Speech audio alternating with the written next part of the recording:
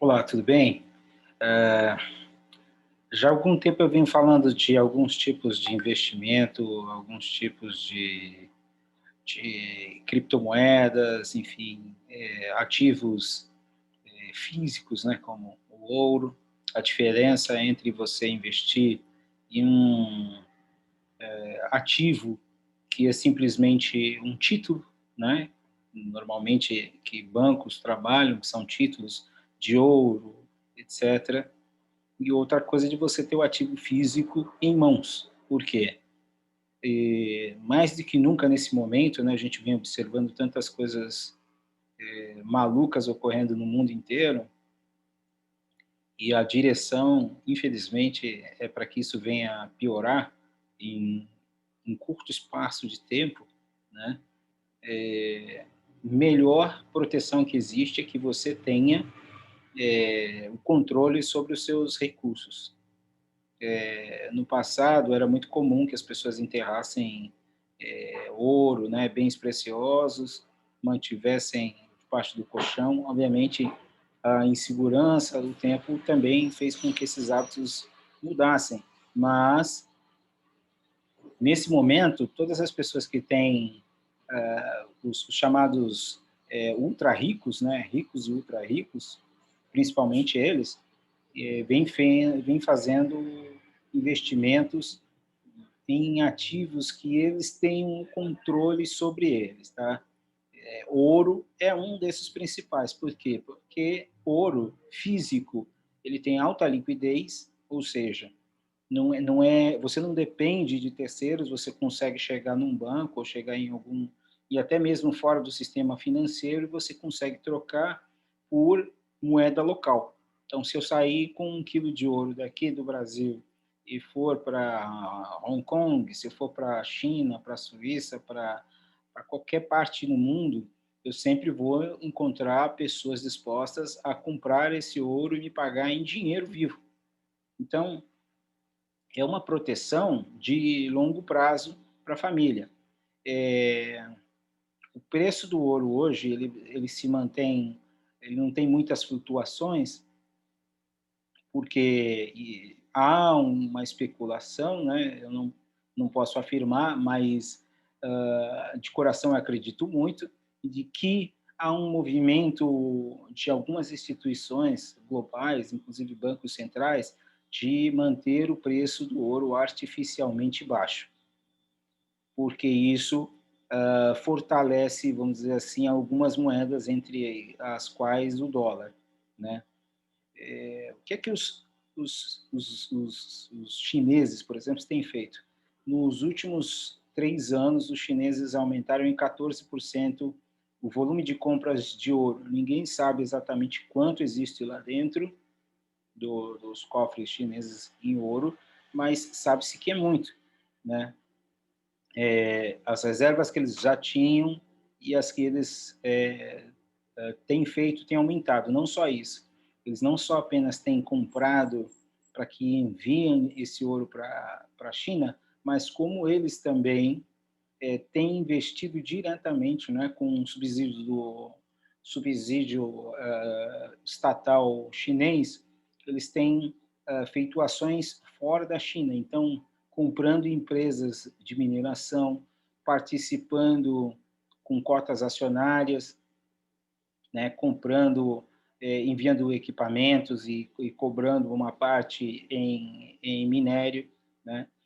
Então, eles têm feito estratégias para aumentar radicalmente as reservas deles, tá? Nada é por acaso na economia. Então, certamente, não só eles, a Rússia também tem feito isso, a Índia, os Emirados Árabes também têm feito bastante isso, mas ninguém tanto como a China. O maior credor dos Estados Unidos hoje é a China, né? Quem compra mais títulos, né,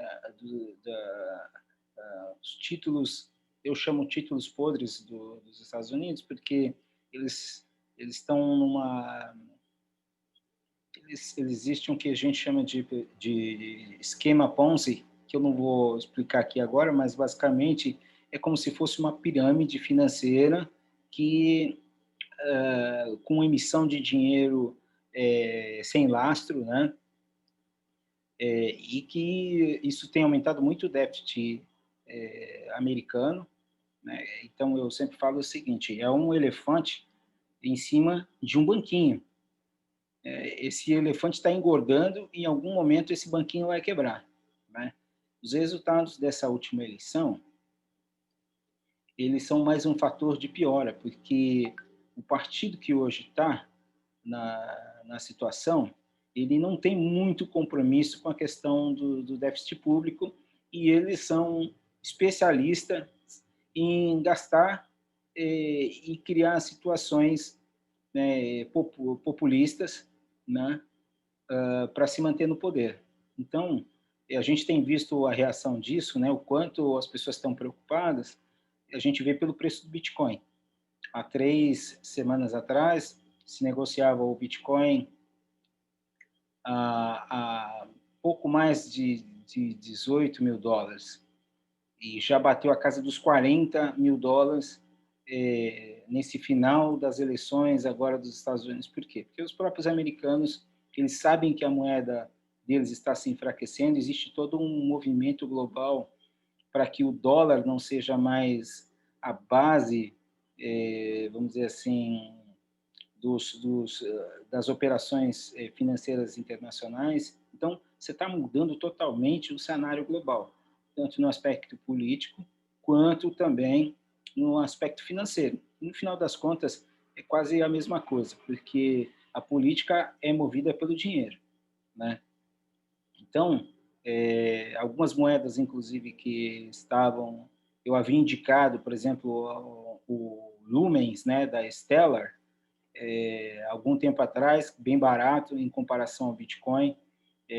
O governo da Ucrânia fez um movimento de adotar o Lumens, ou a plataforma Stellar, como a plataforma para desenvolver a sua própria criptomoeda, né, governamental, e isso fez com que o preço saltasse de 16 centavos para 32. Provavelmente nunca vai chegar aos mesmos valores do Bitcoin, né? A expectativa é que o Bitcoin chegue a custar até $100 mil.